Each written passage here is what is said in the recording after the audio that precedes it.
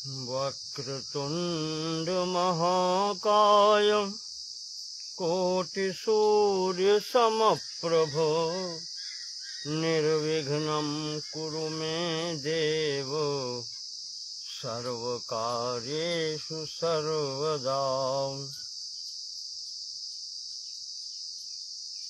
यत्कृपालवमात्रेण मूको भवति पंडितः वेदशास्त्रशरीरां तां वाणी वीणाकरां भजे।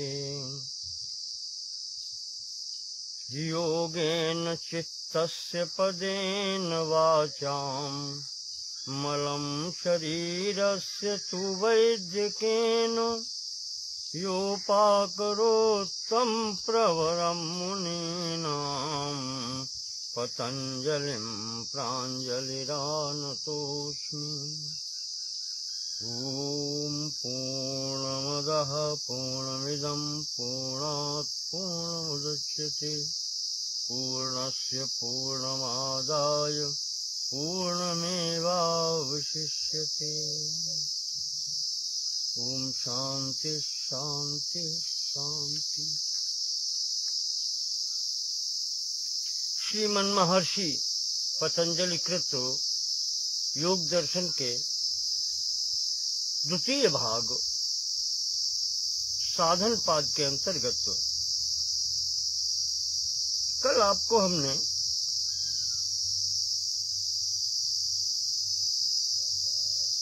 यम नियमादि के पालन करने से क्या लाभ होते हैं और साथ ही ये बतलाया कि समाधि लाभ अगर करना है तो यम नियमों का पालन करना ही होगा, अन्यथा और कोई भी मार्ग नहीं है। प्रासादस्य विनिर्माणे यथा भित्तिरपेक्षते।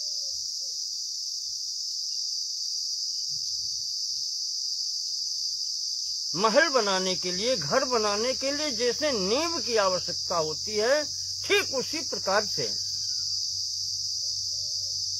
योग मार्ग पर आगे बढ़कर के समाधि लाभ करने के लिए जो नींव का पत्थर होता है, जो आधारशिला होती है, वो है यम और नियमों का पालन करना। इसमें किसी प्रकार की भी छूट नहीं है।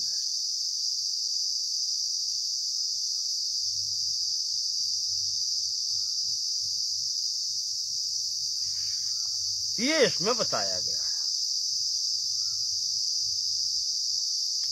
और कल जो अंतिम सूत्र आया था 45वां, समाधि सिद्धि ईश्वर प्रणिधानात्। समाधि की सिद्धि तो ईश्वर के प्रणिधान से ही होती है।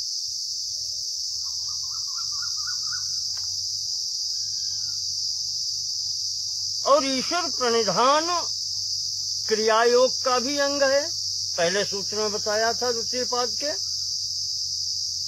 और यहाँ नियमों के अंतर्गत भी आता है।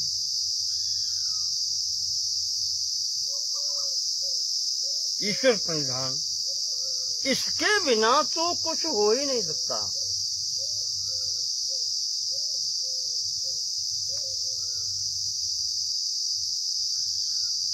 जो कुछ भी करना है या कर रहे हैं, उस कर्म को, उसके फल को संपूर्ण भाव से गुरु के प्रति अथवा ईश्वर के प्रति, इष्ट के प्रति संपूर्ण समर्पण कर दीजिए। ये है ईश्वर प्रणिधान।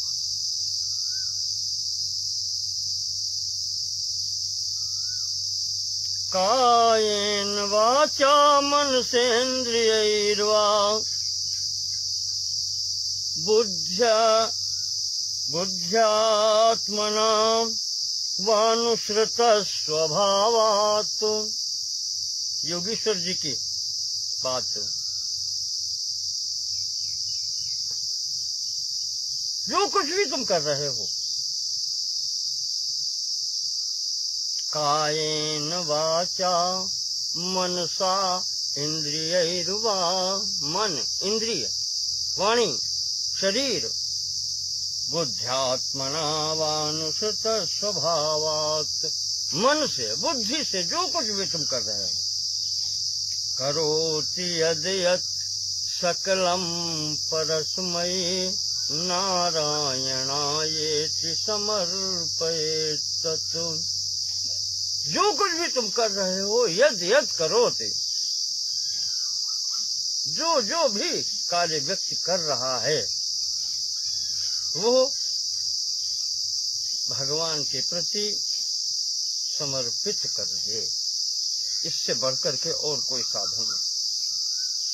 और इसी के संबंध में महर्षि पतंजलि ने इसी के फलस्वरूप बताया है कि समाधि सिद्धि ही ईश्वर प्रणिधानात्, ईश्वर के प्रति संपूर्ण भाव से समर्पण कर देने से समाधि की सिद्धि होती है।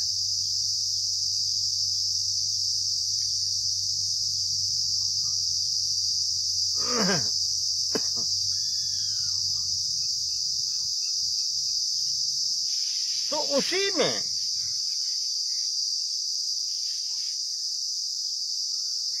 आगे बढ़ते हैं।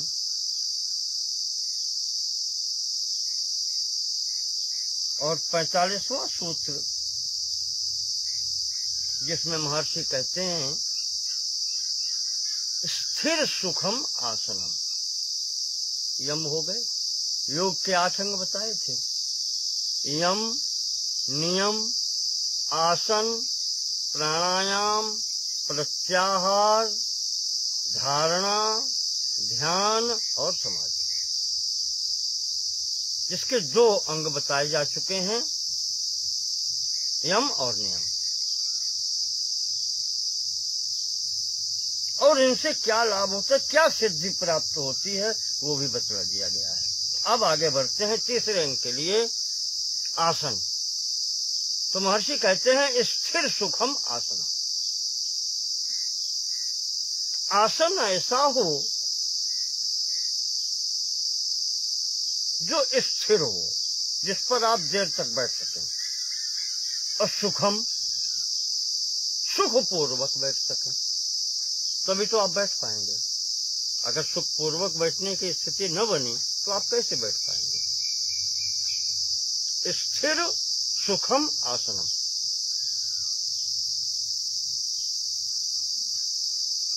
जो स्थिर हो, जिस पर देर तक बैठ सके, और जो सुखदायी हो, सुख देने वाला हो, ऐसा आसन चाहिए।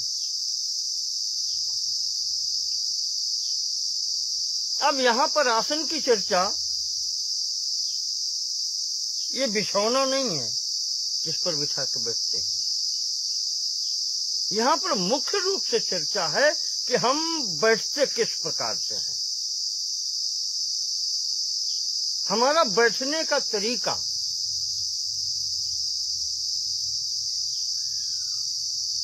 ये आसन कहलाता है। किस प्रकार हम बैठे, जो देर तक बैठ सकें और सुखपूर्वक बैठ सकें, शरीर को कष्ट न हो, तभी बैठ पाएंगे।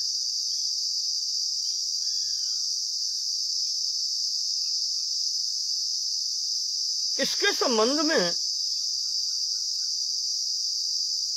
अलग अलग स्थानों पर अलग अलग आए हैं। बहुत से आसन भी बतलाए गए हैं। और व्यायाम के लिए तो इतने आसन होते हैं, आप देखते हैं बाबा रामदेव वगैरह, ये लोग जो बताते हैं, ये व्यायाम वाले आसन हैं। कोई 84 कहता है, कोई कितने बतलाता है, इतने प्रकार के आसन हैं। पर यहाँ समाधि के लिए महापुरुषों ने, अनुभवी व्यक्तियों ने कुछ आसन ऐसे बतलाए हैं, मैं आपको नाम दे देता हूं। लगा के और करके तो मैं भी नहीं दिखला पाऊंगा, तो अब वृद्ध शारीरिक वृद्धता की स्थिति में ये संभव नहीं है। ये बहुत अभ्यास की चीजें हैं और जब प्रारंभ से ही लेकर चलना होता है तो जो आसन बताए गए हैं उपयोगी हैं इस मार्ग के लिए, योग के लिए, वो है स्वास्तिकासन, एक है सिद्धासन, एक है समासन, पद्मासन, बद्ध पद्मासन, वीरासन, गोमुखासन, वज्रासन और सरलासन। ये इस मार्ग पर चलने वाले महापुरुषों ने कुछ बतलाए हैं। वैसे श्रीमद् देवी भागवत में आया है, वहां 5 प्रकार के बताए होंगे। पद्मासनम स्वास्तिकम च भद्रम वज्रासनम तथा वीरासनम इति प्रोक्तम क्रमाद आसन पंचकम। वहां उन्होंने 5 आसन बताए हैं श्रीमद् देवी भागवत के 7वें स्कंध में 35वां अध्याय। चर्चा की गई है वहां पर भी योग की, तो वहां पर ये 5 मुख्य आसनों के नाम लिए हैं।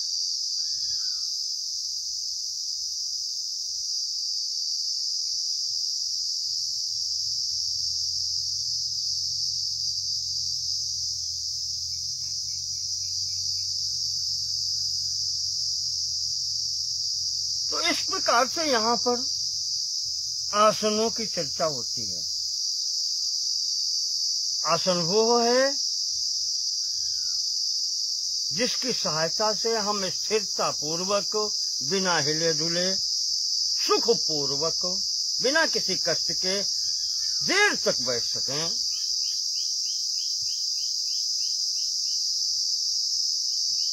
उसे हम आसन कहते हैं।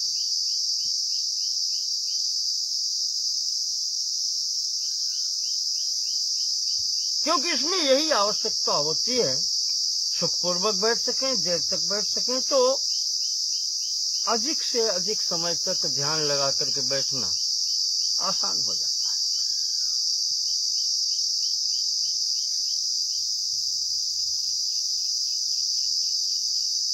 इसके बाद में अब जैसे यहाँ पर ये भी गीता में भी भगवान ने बताया, समः काया शिरो ग्रीवम, ये सब आसन के ही लक्षण बताए हैं।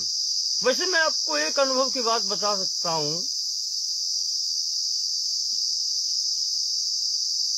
जब भी आप बैठते हैं अपने,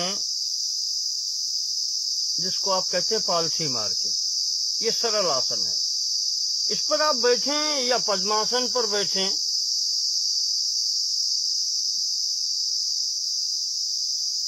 शरीर में तनाव नहीं होना चाहिए। शरीर में किसी प्रकार का तनाव नहीं होना चाहिए। सरलता पूर्वक बैठे। और ये जो समः काया शिरो ग्रीवम जो लिखा है, उसका तात्पर्य ये होता है कि पीछे की रीढ़ की हड्डी सीधी होनी चाहिए बैठने पर। ये अनुभव की चीज है। और जब आपका कमर से ऊपर का भाग, उसका भार सीधा नितंब के पृष्ठ पर रहेगा, नितंब पृष्ठ पर सीधा रहेगा, रीढ़ की हड्डी आपकी जब सीधी रहेगी और इस तरीके से जब रहेंगे, तो उस स्थिति में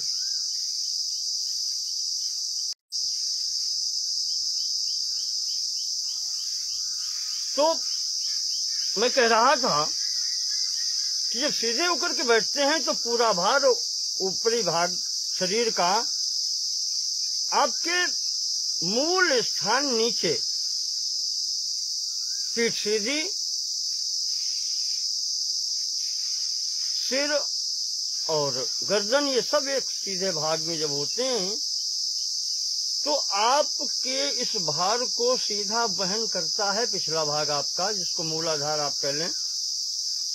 तो इस पर जब बैठते हैं तो यहाँ पर हिप्स के ऊपर वजन आपका पूरा आता है पीछे, और इस प्रकार से जब सीधे रहेंगे तो आपके भार का कोई भी अंश आगे पैरों पर नहीं आता है, और जब पैरों पर नहीं आएगा तो आपको बैठने में आसानी होती है। बैठने में तकलीफ पैरों के वजह से ही होती है।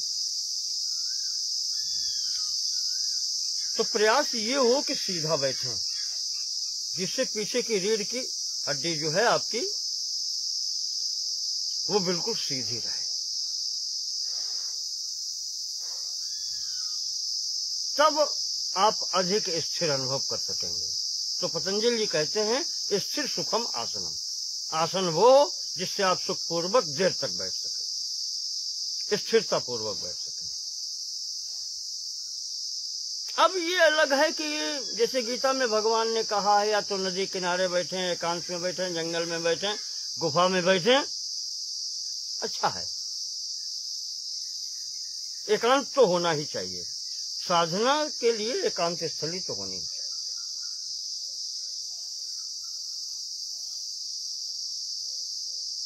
आसन जिसके ऊपर बैठे, आज के समय में अब मृग चर्म या व्याघ्र चर्म, ये स्थितियां नहीं बन सकती, क्योंकि आजकल अगर पहले बात तो प्राप्त नहीं होगा, प्राप्त होगा भी तो जीव हिंसा करके प्राप्त होगा। तो यहाँ तो योग मार्ग के लिए पहली ही शर्त है अहिंसा।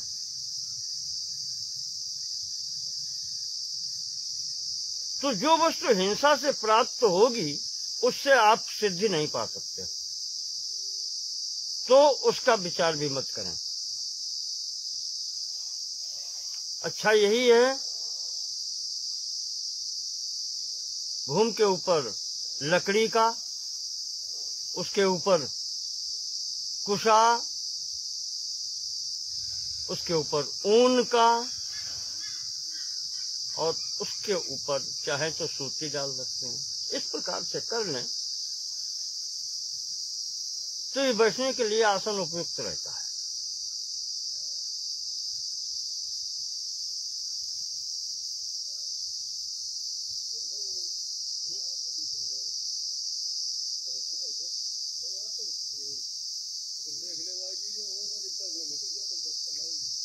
ये मैं पहले ही आपसे कह चुका हूं कि ये सब क्रियाएं किसी अच्छे गुरु की देखरेख में करने की आवश्यकता है। मन माना नहीं करेंगे, जो इच्छा आई करने लगे नहीं। अनुभवी जो गुरु है उसकी देखरेख में समस्त क्रियाएं होनी चाहिए। खैर, तो आगे कहते हैं महर्षि पतंजलि कि स्थिर सुखम आसनम, आसन वो जिसके द्वारा सुख पूर्वक आप देर तक बैठ सकें। और उसके बारे में जो मुख्य मुख्य स्थितियां थी वो मैंने आपके समक्ष रखी, कुछ अनुभव की, कुछ महापुरुषों के अनुभव की, कुछ शास्त्र की। अब आगे महर्षि कहते हैं कि प्रयत्न शैथिल्यानंत समापत्तिभ्याम, प्रयत्न शैथिल्य। देखो, बैठने में मैंने आपको पहले ही कहा तनाव नहीं होना चाहिए कि हमको एक विशेष प्रकार से बैठने में एक विशेष प्रकार के प्रयत्न करना पड़ रहा है। उस प्रयत्न की शिथिलता होनी चाहिए। ये नहीं है कि पद्मासन लगाया, अब लगा नहीं पाते हैं, जबरदस्ती लगाया खींच तान के, अब शरीर में तनाव है और बैठे हैं, तो वो न तो स्थिर होगा आसन और न सुख है उसमें। तो प्रयत्न शैथिल्य, ऐसा आसन हो जिसके लिए विशेष प्रयत्न न करना पड़े, प्रयत्न की शिथिलता हो, तनाव से मुक्ति हो।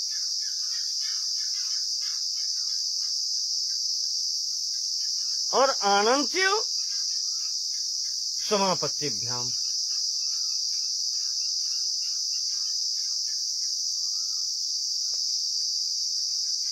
कुछ लोग यहाँ पर प्रयत्न शैथिल्यानंत्य समापत्तिभ्याम, शैथिल्यानंत का जब संधि विच्छेद करते हैं, कुछ लोग कहते हैं कि शैथिल्य और अनंत, और कुछ कहते हैं शैथिल्य और अनंत।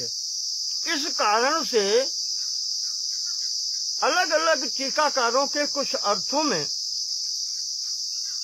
कुछ अंतर आ गया है।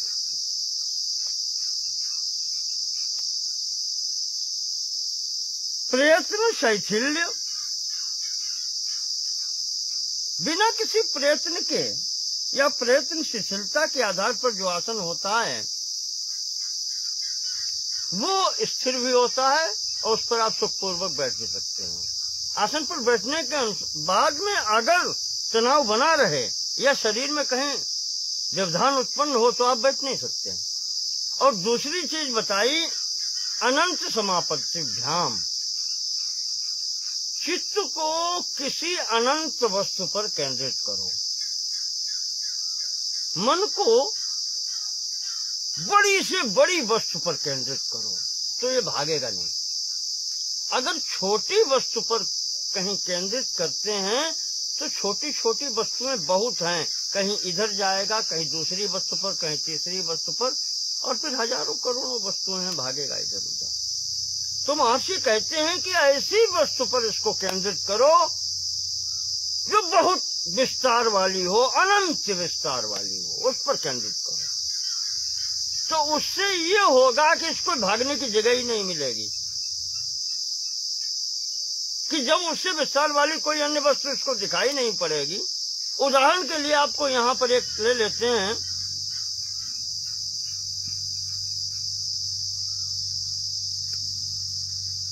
छोटे छोटे कुछ लोग कहते हैं कि जैसे दीपक जला के रखो, उसके ऊपर केंद्रित करो, दीपक की लो छोटी जल रही है, तो वो आंखों के लिए एक वस्तु है, रूप, आंखों से रूप का दर्शन होता है, और उस पर अगर आप केंद्रित करेंगे तो पता लगा कान से कुछ सुनाई पड़ गया, उधर ध्यान चला गया, नाक से कहीं स्थिति आ गई, मन उधर भाग गया। तो महर्षि पतंजलि कहते हैं कि ऐसी वस्तु पर ध्यान केंद्रित करो जिसके अंतर्गत ये सब कुछ हो। जैसे उन्होंने एक उदाहरण दिया, भाष्य में आया है, व्यास जी ने भाष्य जो किया है उसमें भी आया है, व्यास भाष्य में लिखा है, अनंते वा समापन्नम चित्तम आसनम निर्वर्तयति। अनंत वस्तु में समापन्न किया हुआ चित्त आसन को सिद्ध करता है। उन्होंने विचारों ने एक लाइन में अपनी बात कह दी, अनंते वा समापन्नम, समापन्न एकाग्रता।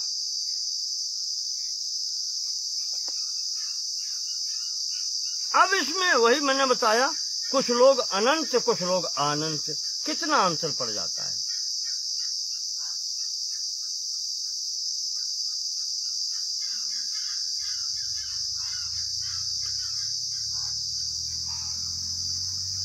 इसी को भोजदेव ने भोज वृत्ति के अंदर जो इसका स्पष्टीकरण दिया है, तो उन्होंने एक सीधा सा उदाहरण दिया है,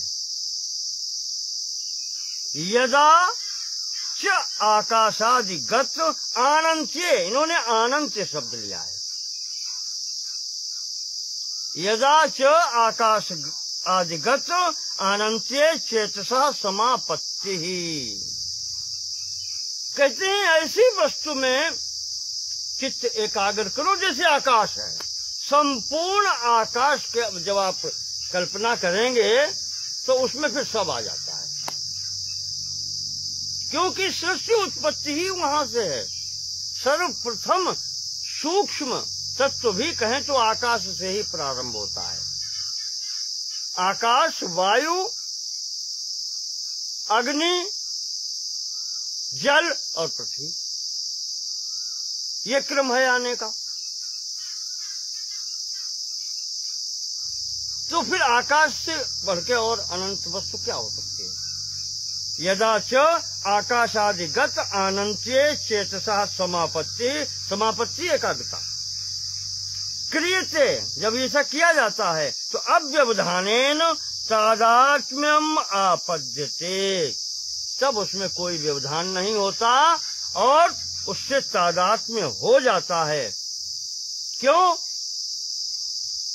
तादात्म्य होने का तात्पर्य ये है, या ध्यान सिद्ध होने का तात्पर्य ये है, या चित्त एकाग्र होने का तात्पर्य ये है, देहाहंकारा भावान नाशनम दुख जनकम भवति। ऐसी स्थिति में जब चित्त एकाग्र जैसे आकाश जैसे व्यापक में एकाग्र होता है तो शरीर का भान फिर भूल जाता है, और जब शरीर का भान भूल जाता है, चित्त एकाग्र हो जाता है, तो फिर शारीरिक कोई कष्ट नहीं होता।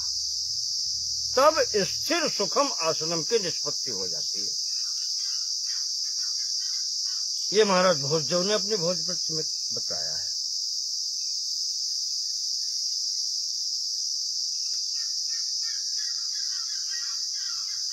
सदा आसनम दुख जनकम न भवति।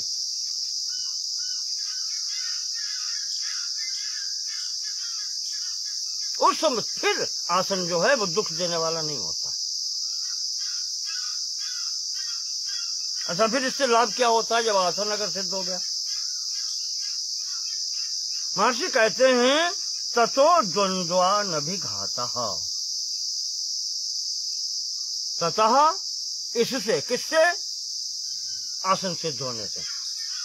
स्थिर सुखम आसनम, जब आसन तो बैठ गए और सुख पूर्वक देर तक बैठ सकते हैं, चित्त एकाग्र होने लगता है, तो लाभ ये होता है ततः किसके द्वारा? इस प्रकार से आसन सिद्ध होने के पश्चात द्वंद्वान अभिघाता, जितने भी द्वंद्व हैं वो फिर नहीं सताते, द्वंद्वों का नाश हो जाता है।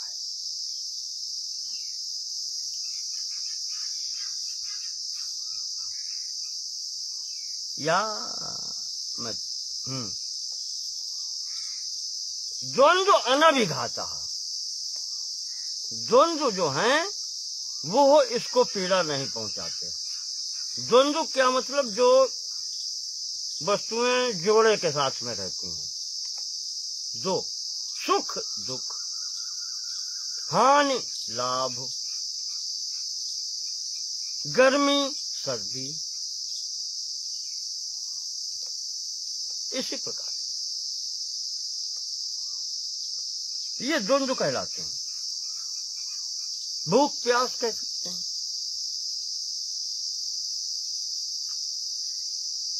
ये फिर सताते नहीं। आसन सिद्ध होने की स्थिति में फिर इनके द्वारा कोई कष्ट नहीं होता।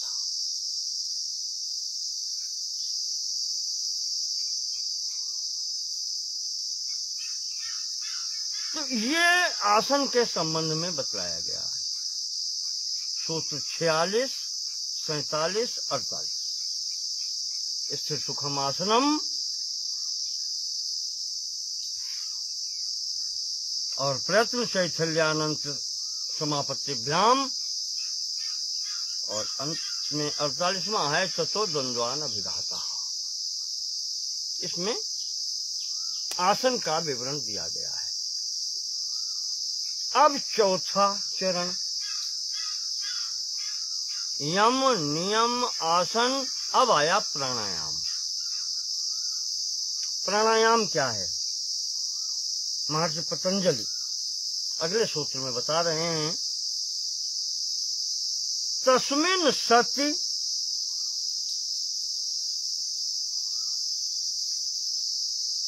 श्वास प्रश्वासयोर गति विच्छेदः प्राणायामः।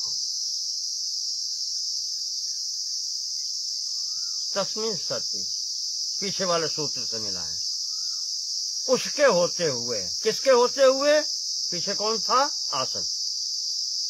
जब स्थिर और सुख पूर्वक आसन पर बैठे हैं तो उस आसन पर बैठ करके, बैठे हुए फिर आगे क्या करें? श्वास प्रश्वासयोर गति विच्छेद।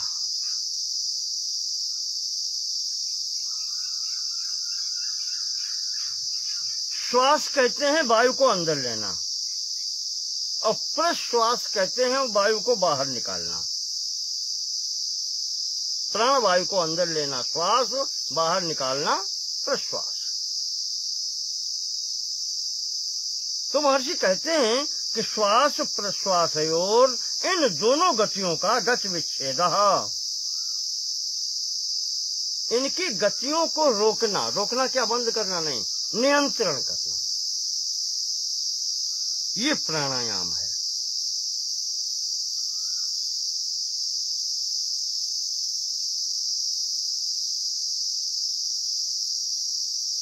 श्वास का अंदर जाना और श्वास का बाहर निकलना, इन दोनों का गति विच्छेद या इनको निरोधन करना या इनको नियमित करना, संयमित करना, यही प्राणायाम है।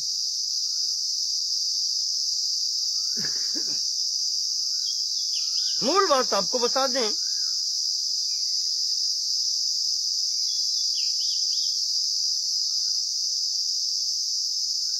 श्वास जब अंदर ली जाती है तो उस प्रक्रिया को कहते हैं पूरक।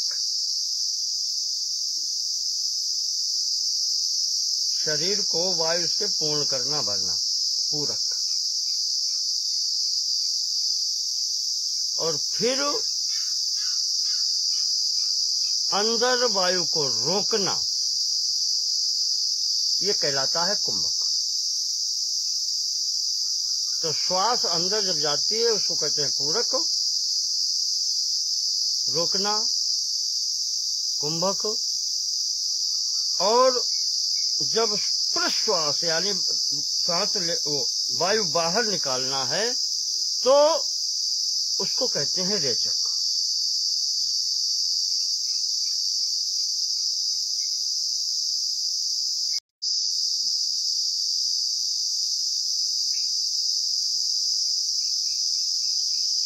तो कह रहे हैं कि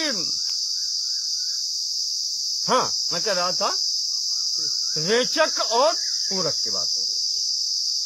कुंभक की स्थिति यहाँ पर वायु रोकने की, ये दो प्रकार की होती है।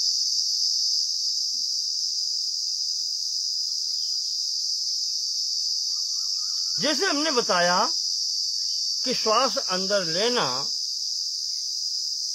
ये पूरक, इसके बाद में अंदर ही उसको रोकना ये कुंभक है।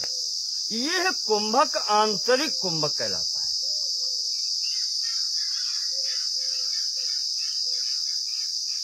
आभ्यंतरिक कुंभक, अंदर का कुंभक, वहां रोकना। और फिर रेचक, प्रश्वास यानी वायु को बाहर निकालना। इसी प्रकार से एक बाह्य कुंभक भी होता है, बाहरी कुंभक। उसका क्रम होता है रेचक से प्रारंभ होता है।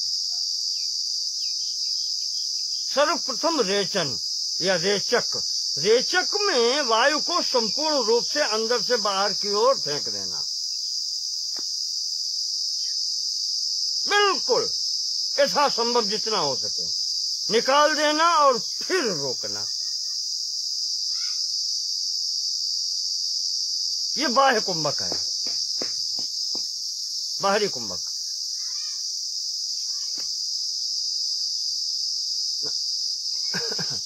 तो बाह्य कुंभक उसमें बाहर रोकना और फिर पूरक, ये क्रम इसमें होता है। बाह्य कुंभक में रेचक, बाह्य कुंभक और फिर पूरक। तो कुंभक दो प्रकार के होते हैं। इस प्रकार से ये, और दोनों का कार्य एक ही है कि सांस की गति को नियमित कैसे किया जाए।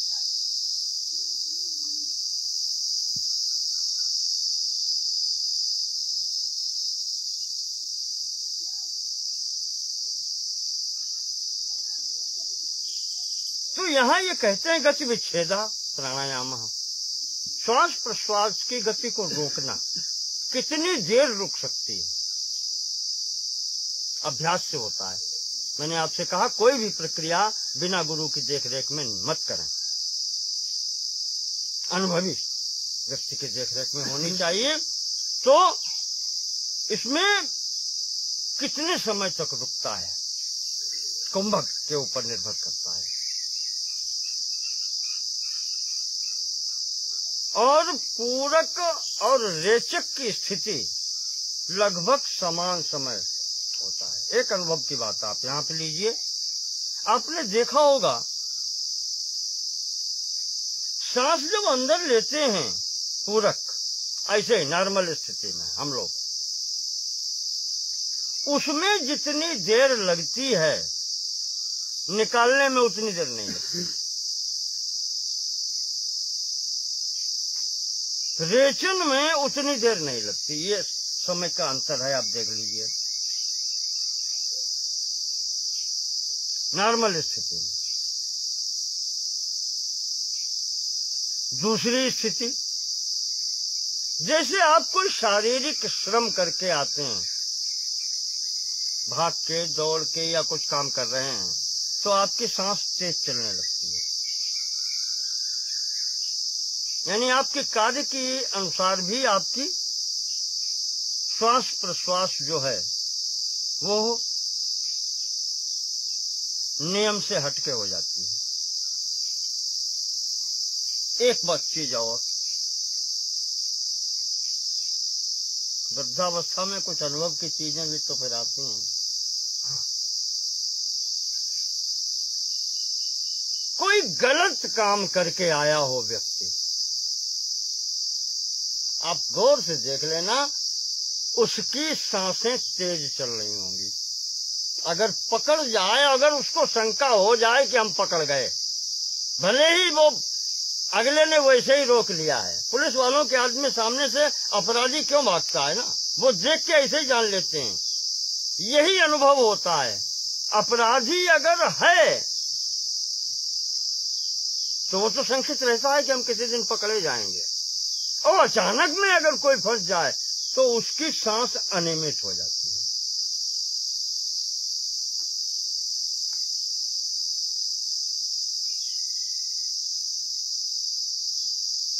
इसी कारण से ये सब चीजें होती हैं।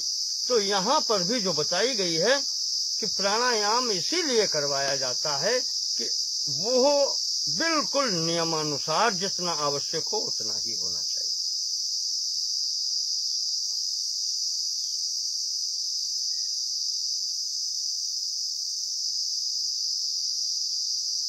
इसी को बतलाने के लिए आगे महर्षि लिखते हैं 50वें सूत्र में कि बाह्याभ्यंतर स्तंभ वृत्तिर्देश काल संख्या भी परिदृष्टो दीर्घ सूक्ष्म।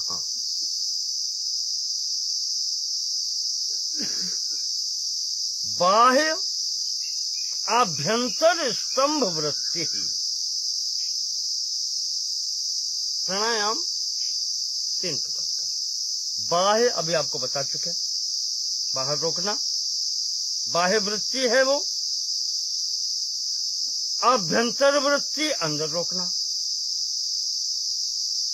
और स्तंभ वृत्ति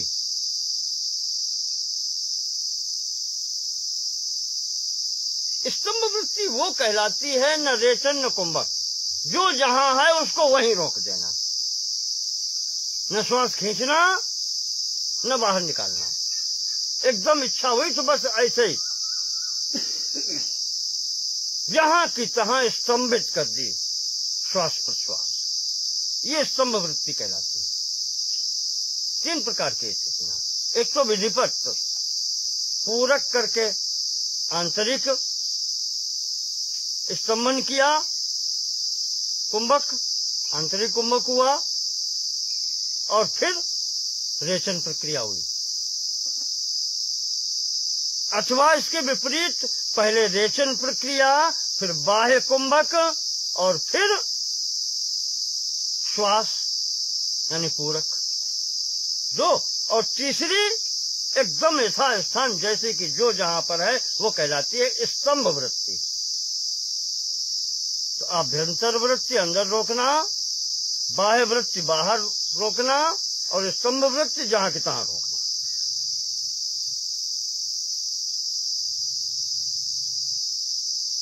और इसको कितनी देर कैसे रोका जाए, उसमें कहते हैं कुछ मानक बनाए जाते हैं।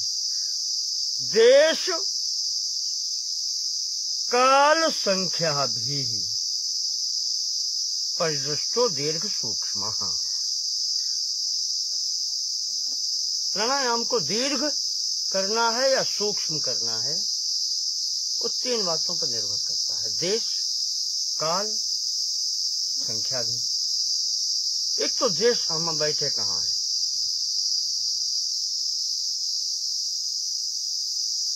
एकांत स्थल में देर तक बैठना है, उसका अनुसार होगा। और हम ऐसी जगह पर पहुंच गए जहां पर भीड़ भाड़ है, गंगा स्नान के लिए गंगा जी के किनारे गए और भीड़ हो गई, तो वहां पर फिर वो क्रिया नहीं बन पाएगी उतनी एकांत वाली। तो ये देश पर निर्भर करता है। काल, कितने समय तक स्तंभन करना है, कितने समय तक में श्वास लेनी है पूरक में, कितने समय में श्वास निकालनी है रेचक में, और अंदर या बाहर कितने समय रोकनी है, स्तंभन कितने समय तक करना है, वो काल कितना होना चाहिए, समय कितना। और तीसरा बताया संख्या भी। संख्या को आप कह रहे हैं जप संख्या। कुछ लोग कहते हैं, अनुभवी व्यक्तियों ने, योगियों की बात भी है, और कहते हैं स्तंभित जिस समय करते हैं कुंभक में, ये 3 प्रकार के कुंभक बताए, आंतरिक, बाह्य और स्तंभ वृत्ति वाला। तीनों स्थिति में जप होना चाहिए, और जप संख्या के आधार पर समय का निर्धारण करते हैं। गायत्री जब चल रहा है तो एक मंत्र से लेकर के जितने फिर मंत्र आप कर सकते हैं उतना नियमित करके प्रारंभ करें, और फिर धीरे धीरे बढ़ाया जाता है समय। तो बाह्य वृत्ति, आंतरिक वृत्ति और स्तंभ वृत्ति, तीनों के ये 3 प्रकार जो प्राणायाम हैं, जब देश काल और संख्या के अनुसार इनकी दीर्घ और सूक्ष्म होते हैं, तभी वो सही रहते हैं।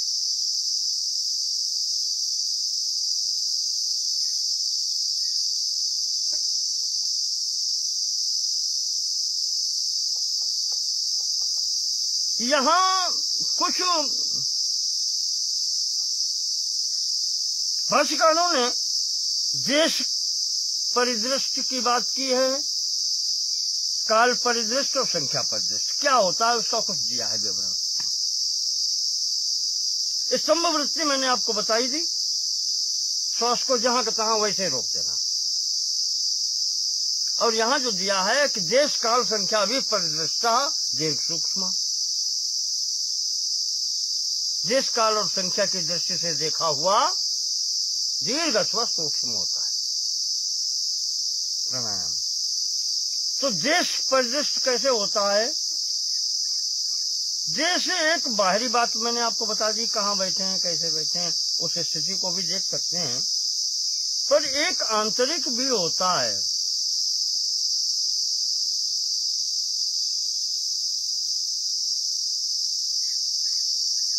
कि श्वास कहाँ से कहाँ तक जानी चाहिए, ये देश है।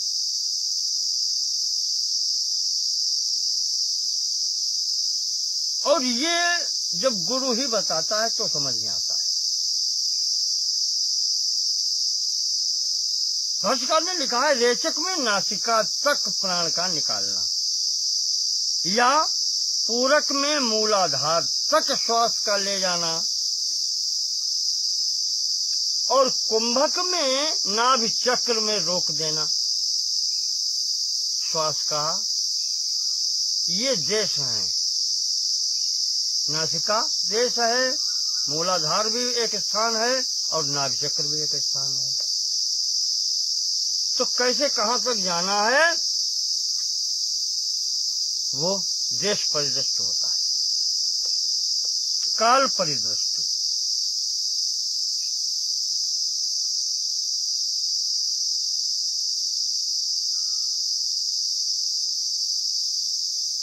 ये मैंने जैसे अभी आपको बताया, मंत्र जप के हिसाब से वो संख्या परिदृष्ट होता है।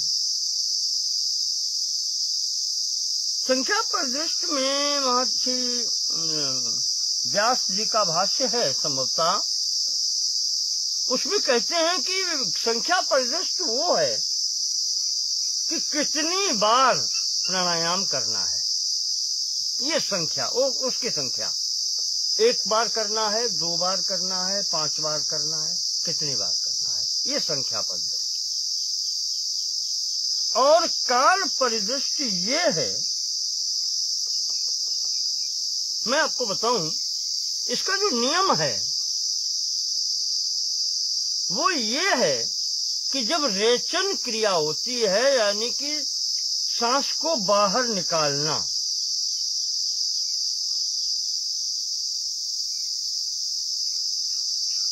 उस क्रिया में जितना समय लगता है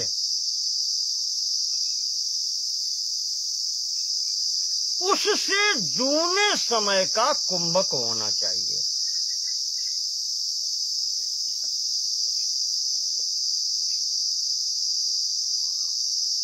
और उससे आधे समय का पूरक होना चाहिए।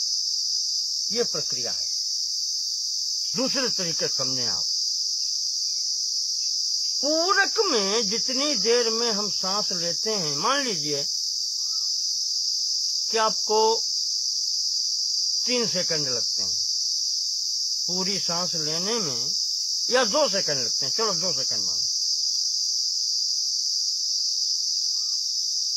पूरक में सांस पूरी अंदर लेने पर आपको अगर 2 सेकंड का समय लगता है, तो कुंभक के लिए जब आप श्वास रोकें तो इसका दूना समय होना चाहिए।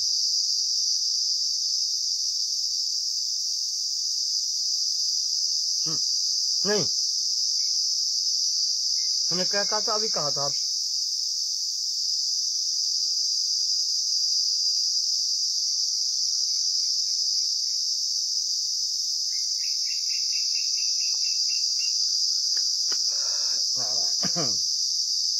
फिर सुनिए, पूरक में जितना समय आप लेते हैं, रेचक में उससे दूना समय होना चाहिए। ठीक है। और रेचक में जो समय लगता है श्वास बाहर निकालने में, उसका दूना समय कुंभक में होता है। ऐसे समझो। तो जैसे 2 सेकंड में आपने श्वास अंदर ली, तो रेचक जब आप उसी वायु को बाहर निकालेंगे तो आपको उससे दूना समय अर्थात 4 सेकंड लगना चाहिए।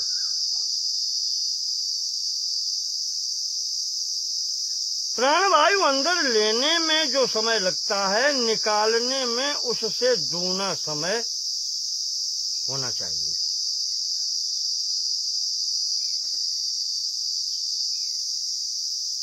अब अंदर रोकना हो या बाहर रोकना हो तो जितनी देर में श्वास ली है उसका 4 गुना समय होना चाहिए। श्वास के लिए 2 सेकेंड है तो प्रश्वास के लिए 4 सेकेंड होना चाहिए, और बाहरी कुंभक करना है तो उसका समय 8 सेकेंड होना चाहिए। आंतरिक है तो उसके लिए भी 8 सेकेंड का समय। इस प्रकार का नियम होता है। और यह जो नॉर्मल स्थिति हम लोगों की होती है कि जितनी देर में सांस अंदर लेते हैं उससे कम समय में सांस बाहर निकल जाती है। उसको नियमित करने के लिए इस प्रकार का अभ्यास करना पड़ता है। तो जितनी देर में श्वास अंदर ली है उससे 4 गुना समय अंदर रोकी जाए, और फिर जितनी देर में सांस ली थी उसका दूने समय में वो धीरे धीरे करके बाहर निकले। पूरक में लगा हुआ समय से दूना रेचक का समय होता है, और आंतरिक हो चाहे बाह्य हो, कुंभक का समय पूरक में जो आपने समय लगाया है उसका 4 गुना होता है। बस ये नियमित करना होता है। इसके आधार पर ही प्राणायाम की दीर्घता और सूक्ष्मता होती है। और संख्या प्रतिष्ठा आपको बता ही दिया कि 1 बार करना है कि 2 बार करना है कि 10 बार करना है। ये संख्या परिदृष्टा होता है। इस प्रकार से ये प्राणायाम की स्थिति। फिर कहते हैं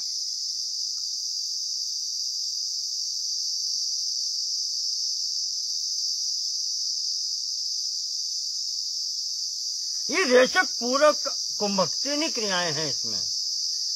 याज्ञवल्क्य जी ने भी कहा है इसमें प्राणापान समायोगः प्राणायाम चीरितः प्राणायाम इति प्रोक्तो रेचक पूरक कुंभक।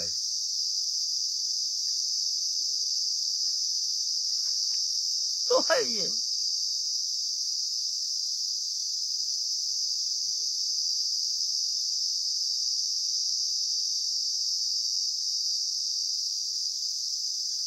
इसमें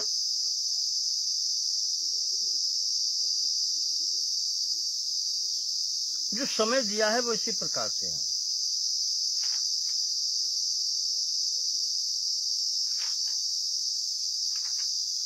अब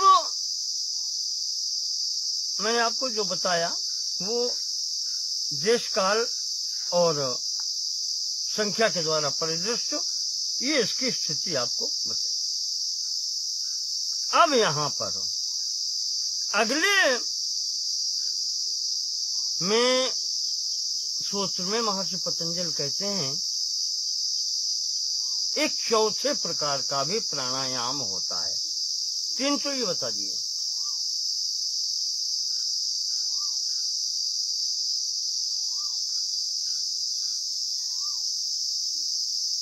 उसके लिए कहते हैं कि बाह्याभ्यंतर विषयाक्षेपी चतुर्था।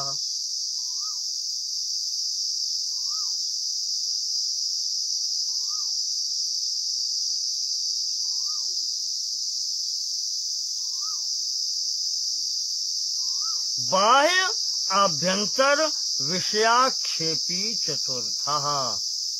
अलग अलग करें तो बाह्य आभ्यंतर विषय आक्षेपी। बाहरी विषय हैं, आंतरिक विषय हैं, उनको फेंकने वाला विषय आक्षेपी।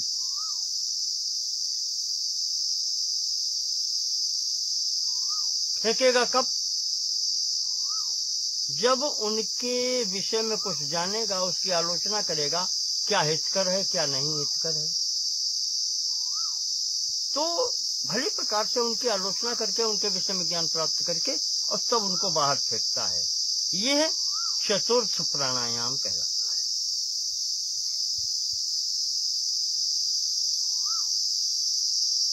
इसका स्पष्टीकरण व्यास जी देते हैं व्यास भाष्य में, देश काल संख्या भी बाह्य विषय परिदृष्टा आक्षिप्ता।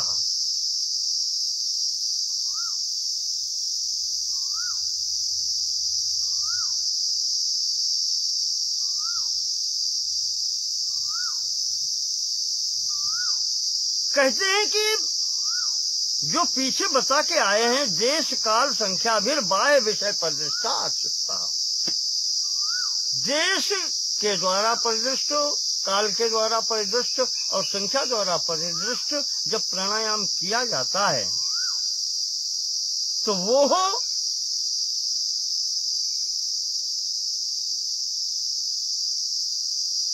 आक्षेप पूर्वक कहें, आलोचना पूर्वक कहें, ज्ञान पूर्वक कहें, जो भी कहें उसको,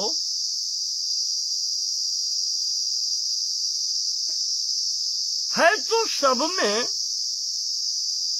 जो श्वास और प्रश्वास की गति है इनको रोका जाता है।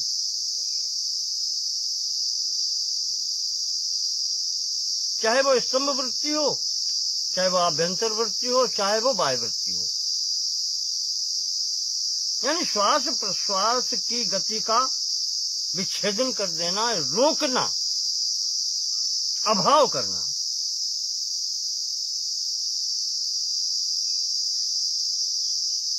व्यास जी कहते हैं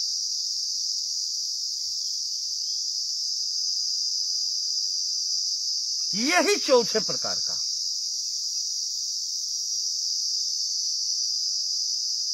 प्राणायाम है, श्वास की गति को रोक देना। बाह्याभ्यंतर विषयाक्षेत्र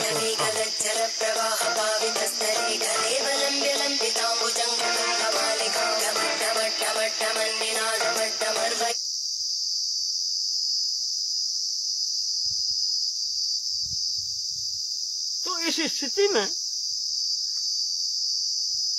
कहते हैं कि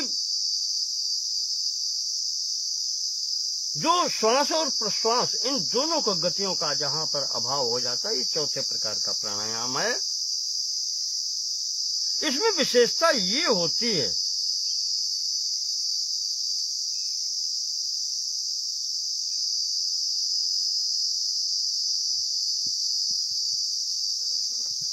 कि इसमें श्वास प्रश्वास की गति को रोकना है, बस विशेषता ये है। यहाँ पर न श्वास न प्रश्वास, बस श्वास प्रश्वास की गति को रोक देना। तो ये बाहरी भी और आंतरिक भी जो विषय हैं उनका सब प्रक्षेपण हो जाता है, सब दूर हो जाते हैं और वो अपने में स्थिति हो जाती है। ये चौथे प्रकार का प्राणायाम है। तो इस प्रकार के जब ये प्राणायाम 3 प्रकार का 4 प्रकार का बताए, इनसे लाभ क्या होता है? लाभ ये होता है तथा क्षीयते प्रकाशावरणम, 52वां सूत्र कहता है प्रकाश के ऊपर जो आवरण पड़ा है, ज्ञान के ऊपर जो आवरण पड़ा है वो क्षीण होने लगता है। इस प्रकार से प्राणायाम के सिद्ध होने तक से मन जब एकाग्र होने लगता है आसन पर बैठ करके प्राणायाम के अभ्यास से, तो वो जो प्रकाश आवरणम ज्ञान के ऊपर पड़ा हुआ पर्दा वो क्षीण होने लगता है, हल्का होने लगता है, अर्थात कुछ धुंधला सा उसके पार का भी लगने लगता है कि कुछ है।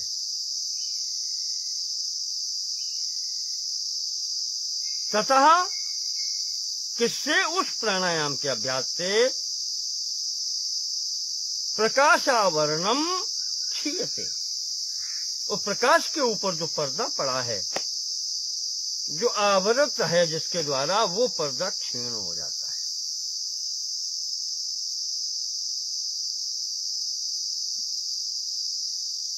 इसीलिए कहा है किसी महापुरुष ने कि तपो न परम प्राणायामात्, प्राणायाम से बढ़कर के कोई तप नहीं है, क्योंकि यहां से ही वो पर्दा खुलना प्रारंभ हो जाता है। ततो विशुद्धिर्मलानाम दीप्तिश्च ज्ञानस्य, क्योंकि इसी में जो मल हैं, आंतरिक मल भी धुलने लगते हैं और ज्योतिष ज्ञान से और ज्ञान का प्रकाश प्रारंभ हो जाता है।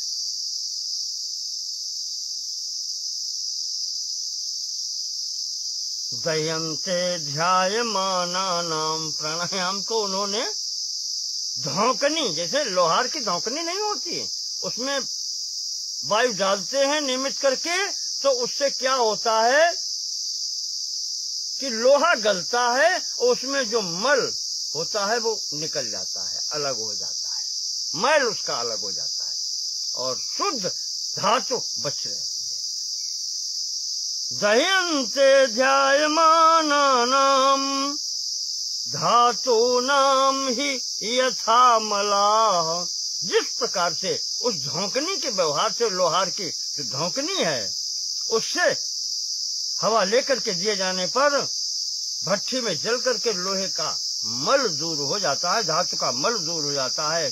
तथेन्द्रियाणाम दह्यन्ते दोषा प्राणस्य निग्रहात्, ठीक उसी प्रकार से प्राणों का निग्रहण करने से या प्राणायाम करने से चित्त और इंद्रियों के, शरीर और इंद्रियों के मल धुल जाते हैं। एक तो जब मल दूर होते हैं, देखें आप, और जब चित्त, कहना चाहिए कि इंद्रियों के मल दूर होते हैं, अब इंद्रियों के मैल जब दूर हो गए तो उनका जो अधिष्ठाता है मन, उसका क्या हाल होगा। धारणा सुच्च योग्यता मनसा,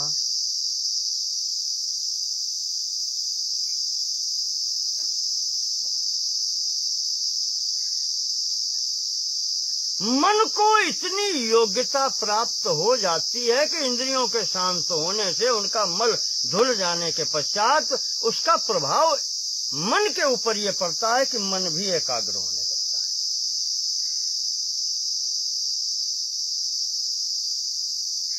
जहाँ संपूर्ण कर्मचारी राजा के शुद्ध हो जाएंगे तो राजा फिर दुष्ट कैसे रह सकता है, प्रभाव तो पड़ेगा, उसकी दुष्टता का समर्थन करने वाला कोई नहीं मिलेगा। तो प्राणायाम से इंद्रियों के मल दूर होते हैं और इसके कारण मन में धारण करने की योग्यता आती है। मनसा धारणास से योग्यता, मन जब स्थिर होता है तब उसके अंदर धारण करने की स्थिति बनती है। प्राणायाम से मन, कहने का तात्पर्य है कि मन स्थिर होता है प्राणायाम से। जब इंद्रियां शांत होंगी तो मन स्थिर होगा।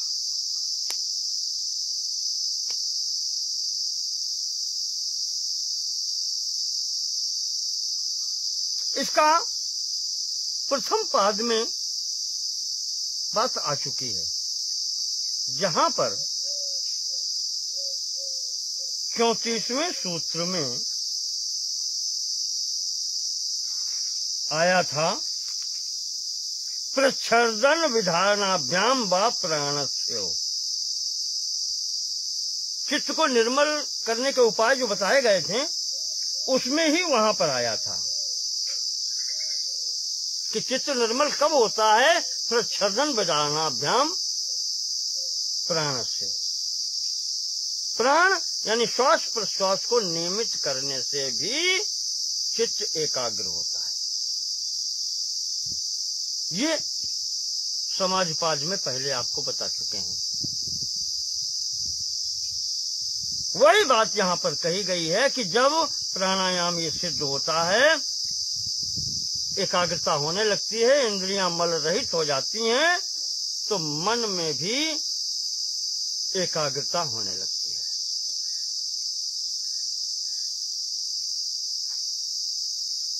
इसके बाद में स्व-विषया संप्रयोगे चित्तस्य स्वरूपानुकार इवेन्द्रियाणाम प्रत्याहार, जब ये स्थिति बन गई, पीछे जो आपको बता दिया, इंद्रियों के मैल दूर हो गए, मन में एकाग्र होने की, स्थित होने की योग्यता आ गई, तो महर्षि कहते हैं कि स्व विषय असंप्रयोगे। जब इंद्रियों को उनके विषय के नहीं मिलता है, असंप्रयोगे, प्राप्ति नहीं होती है, यानी वो अपने वहां से हट जाती हैं। चित्तस्य स्वरूप अनुकार इव,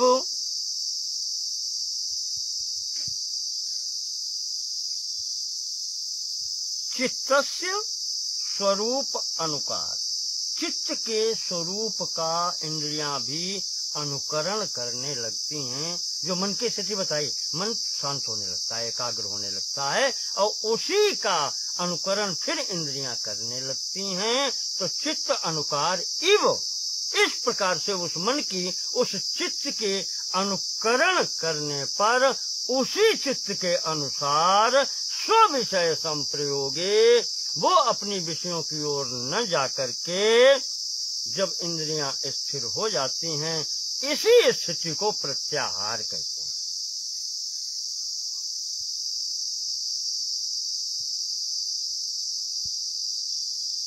इंद्रियों का बहिर्मुखत्व समाप्त होकर के इंद्रिय जब अंतर्मुखी हो जाती है चित्त की ओर, इस विषय को भोग से वापस लौटना, ये प्रत्याहार कहलाता है। आहार से, आहार अर्थात भोग अर्थात विषय, उनसे विपरीत दिशा में आने पर प्रत्याहार होता है, ये प्रत्याहार कहलाता है। प्रत्याहार का अर्थ है विपरीत दिशा में चलना, पीछे हटना, विषयों से, यहाँ पर विषयों से विमुख होना।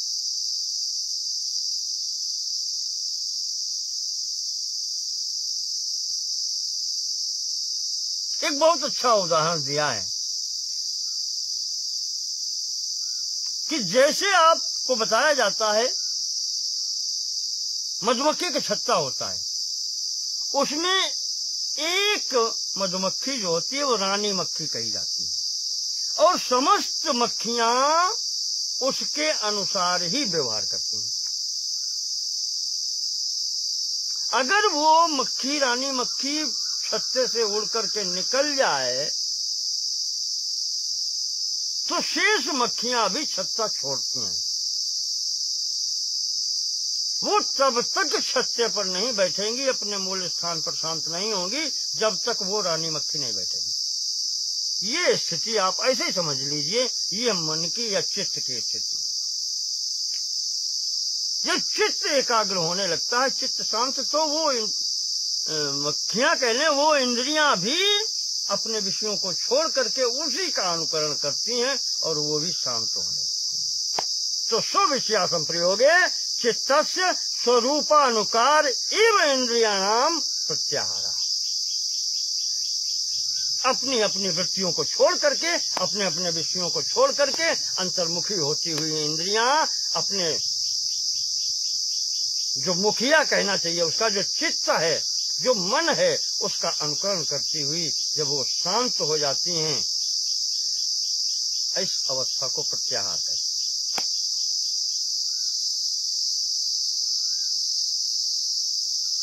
क्योंकि जहां पर भी आया है इंद्रियां बहिर्मुखी बतलाई गई हैं।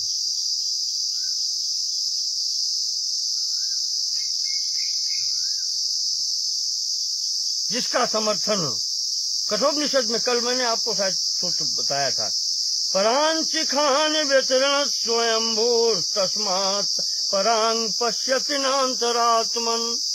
ये जो इंद्रियां बनाई हैं विधाता ने, वो इनके छिद्र बाहर की ओर दिए हैं। परांचिखान, छेद बाहर की ओर है, इस कारण से ये बाहर ज्यादा देखती हैं। तस्मात् परांग पश्यति, बाहर की ओर देखती है, नान्तरात्मन, अंदर की ओर नहीं देखती हैं।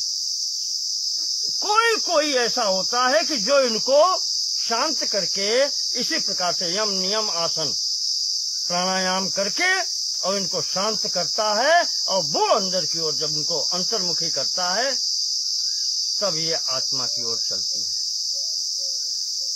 कश्चित् धीरा प्रत्यगात्मानमैक्षत आवृत्त चक्षु रमृतत्व इच्छन। जिसको अमृतत्व की इच्छा है, जिसको उस मार्ग की ओर चलने की इच्छा है, वह इस मार्ग का अनुसरण करता है, इंद्रियों को शांत करके अंत। तथा परमा वश्यतेन्द्रियाणाम। और जब ये हो जाता है,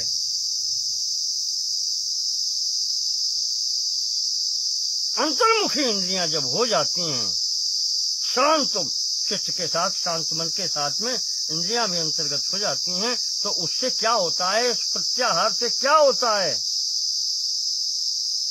परमा वश्यतेन्द्रियाणाम। इंद्रियाणाम वश्यते, वश्यता इंद्रियाणाम। इंद्रियां वश में हो जाती, फिर उसकी इंद्रियां भागने वाली नहीं होती।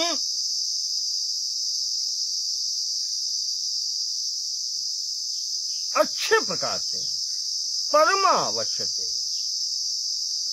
परम अवस्था, वशीकरण की परम अवस्था प्राप्त हो जाती है। इंद्रियां उसकी अच्छे प्रकार से वश में हो जाती है।